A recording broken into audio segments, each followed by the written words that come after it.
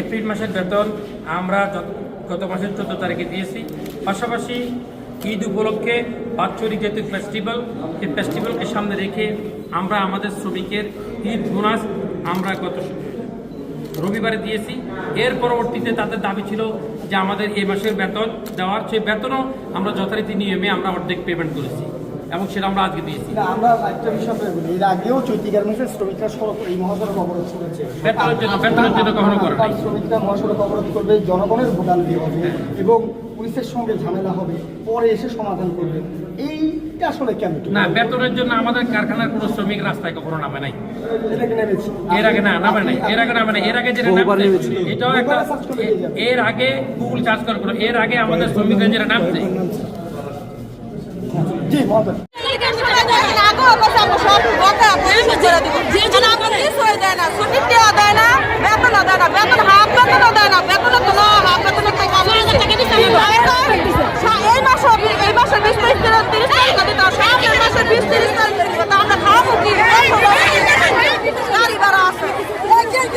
Festival বছরে যাওয়া আছে 11 দিন, তার মধ্যে আমাদের ঈদুল মিলাদুন নবী, এটা আমাদের ঈদুল মিলাদুন নবীটা আমাদের ছুটিতে ফেস্টিভ্যালে ছিল না, বা শ্রমিকরা অন্যায়ভাবে দাবি করে আমাদের কাছ থেকে ঈদুল মিলাদুন নবী ছুটি চাইছে এবং সেই ছুটি নেওয়ার জন্য তারা রাস্তায় নামছে। আজকে ঝামেলা সমাধান হয়েছে। আজকে ঝামেলা তো আমাদের এখানে, আজকে যে ঝামেলা আমরা নিয়ম মধ্যে বেতন তো সব কিছু অন টাইমে পরিশোধ করেছি, বোনাস দিয়েছি।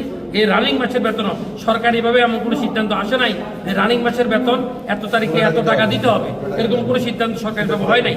তারপরে আমার এমডি, আমার মালিক, উনি মানবিক দৃষ্টিকোণ চিন্তা করে উনি ওনার পক্ষ থেকে রানিং মাসের বেতন 50% পরিশোধ করেছে। আর শুধু অর্জিত চুরির টাকা আমরা দেওয়ার কথা ছিল, সেটাও আমরা তাদের সাথে ফোনে কথা বলছি।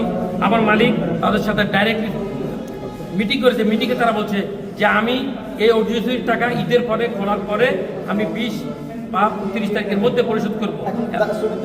হ্যাঁ, এখন সেটা আমরা দাবি বানাচ্ছি এবং এটা ইন্টারন্যাশনালি শ্রমিকরা কিছু শ্রমিক করছে। আমার এখানে টোটাল শ্রমিক হলো এই কমপ্লেক্সের ভিতরে নিয়ে ওর 10,000 শ্রমিকের মধ্যে অনলি 200-300 শ্রমিক এটা রাস্তায় নেমে তারা এই ধরনের ঘটনা সৃষ্টি করেছে, এই তাণ্ডব সৃষ্টি করেছে। এটা অত্যন্ত দুঃখজনক। বাকি আমাদের প্রায় 9,500 শ্রমিক এটার সাথে সম্পৃক্ত নাই। এবং আমরা এখন যেহেতু শ্রমিক দাবি করছে তাদের পাওনা আছে, আমরা আমার এমডি মহোদয়, উনি বর্তমান বাংলাদেশ সরকারের মাননীয় এমপি, লাকসাম কুমিল্লা 9 আসনের এমপি উনি, তো ওনার সাথে আমরা কথা বলেছি। হ্যাঁ, আবুল কালাম স্যার, তো উনি বলছে যে যেহেতু এটা চাইছে, আমি আমাদের এই শ্রমিকদের টাকা আগামী 3 তারিখে আমাদের ফ্যাক্টরি খুলবে, 6 তারিখে, 5 তারিখ পর্যন্ত বন্ধ আছে, 3 তারিখে আমরা এই টাকা রকেটের মাধ্যমে পরিশোধ করে দিব। আমরা কোনো টাকা বকেয়া রাখবো না। ঢাকা ইনকামিং এবং আউটগোয়িং দুদিকে স্বাভাবিক আছে।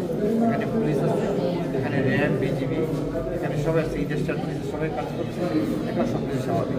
যে সিদ্ধান্তটা হয়েছে এটা আমি মনে করি যে এই প্রতিষ্ঠানের মালিকের পক্ষ থেকে মিজান সাহেব এটা বলবে। কোনো আহত আছে পুলিশ সদস্য? না, এখানে কোনো কেউ আহত নাই, পুলিশ সদস্য বা গার্মেন্টস কর্মী কেউ কোনো আহত নেই। আমরা কথা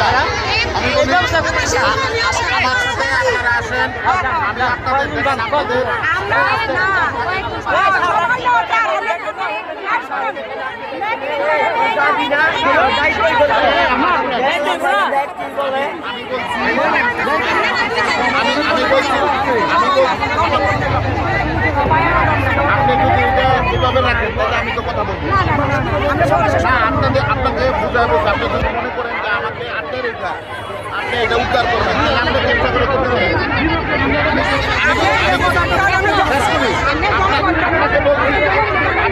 আমি চাচ্ছি আপনাদের সমাধান এটা সমাধানের জন্য। আমি বলছি যে সর্বোচ্চ